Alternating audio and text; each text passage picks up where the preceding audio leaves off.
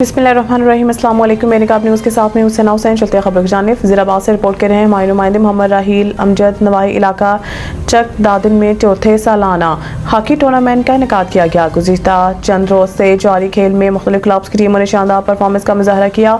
Tournament के matches में मुख्तलिफ सियासी समाजी शख्सियात ने भरपूर शिरकत की। चौधरी उस्मान हसन चीमा एडवोकेट सरप्रस्त आला टूर्नामेंट ने मेहमानाने खसूसी मेंबर सूबाई असम्बली चौधरी वकार अहमद चीमा, चौधरी शमौन चीमा ऑफ हरियाणवाला अमेरिका, चौधरी इमरान टकरा, चौधरी फैजान असलम, चौधरी अदनान गुराया, चौधरी शहरियार चीमा, अब्दुल्ला भट्ट एडवोकेट और अली अब्बास बड़ी एडवोकेट और दीगर को खुशामदीद कहा।